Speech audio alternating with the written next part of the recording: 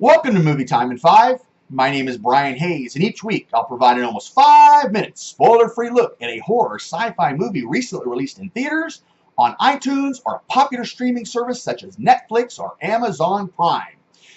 This week, I'm going to be reviewing a movie I watched in theaters on Saturday, April 14th, 2018, called Truth or Dare, which stars 6 high school buddies led by Olivia, played by Lucy Hale, known for her role in Pretty Little Liars, Marky, played by Violet Bean from CW's The Flash, and Lucas, played by Tyler Posey from Teen Wolf. This is a Blumhouse production flick. So let's jump into Truth or Dare. The film opens with a character, Giselle Hammond, arriving at a Mexican service station to buy cigarettes. The clerk receives a call and, with his face away from the audience, asks her, Truth or Dare? Giselle reluctantly chooses Dare and then proceeds to instigate a horrific act against another patron, apologizing to them as they meet a horrific and painful end. Following this, the film jumps to an off-campus university, home housing 3 19-year-old college students. Olivia Barron, her best friend Marky Cameron, who is struggling with a recent tragedy in her family, and her boyfriend Lucas Moreno. Marky, along with Lucas and 3 other friends, Penelope, Tyson, and Brad, convinced Olivia to give up her humanitarian effort she had planned for spring break to instead join them in Mexico for a wild week of partying and crazy shenanigans. As their spring break activities come to a close, Olivia meets a young man named Carter, who, after a long period of dialogue and laughing, convinces Olivia and her friends to come to a party location nearby. After a long period of hiking, they enter through a gate that specifically is meant to keep visitors out. And then they enter the ruins of a mission. Olivia comes across broken relics, and after some bantering amongst themselves, Carter convinces them to play a friendly game of Truth or Dare. As the friends banter and things get uncomfortably personal during the game, Carter dashes away, leaving Olivia a frightful message that this game of Truth or Dare is real and the game will follow them. Sound familiar?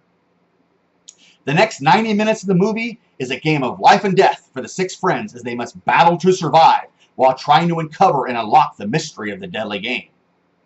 So what does this movie do well? Well, first, this movie does have well-designed scares and visuals scattered throughout the flick, but they are, again, few and far between.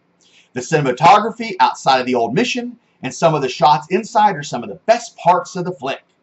Second, there are some comedic moments and fun bantering scenes between the characters. Unfortunately, about half of these I chuckled weren't from trying to invoke such emotion. So, what does the movie struggle with? Well, first of all, the dialogue and plot execution throughout the movie did not feel fleshed out nor satisfying through much of this flick. In one very intense moment where a character is delivering a major secret to his family, it is done off screen, which felt greatly cheapened the moment, and in my opinion is unforgivable in regards to a major strike against such flick. There are other moments in this film, but this one stood out the most to me. Second, the protagonists are generally unlikable and very shallow. You should be cheering and caring for your heroes in a movie, but in this case, didn't happen. I believe the actors and actresses in this flick did an overall respectable job, given the dialogue and characters they were provided, though. Third, the final 30 minutes of resolution to the curse was disjointed and choppy, hard to follow, and nonsensical. The kicker is the main character is absolutely polar opposite in regards to her moral compass from the beginning of the flick to the end. You'll just have to watch the movie to see what I'm referring to, since that would be a major spoiler if you end up actually watching this movie. So how would I rate Truth or Dare? I would give this movie just a 3 out of 10.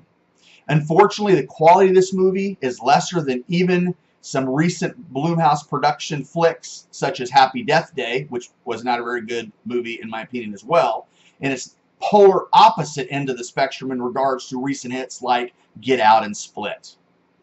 It is trying to be Final Destination, or It Follows, in regards to its themes and storyline, but fell woefully short in regards to its execution and quality.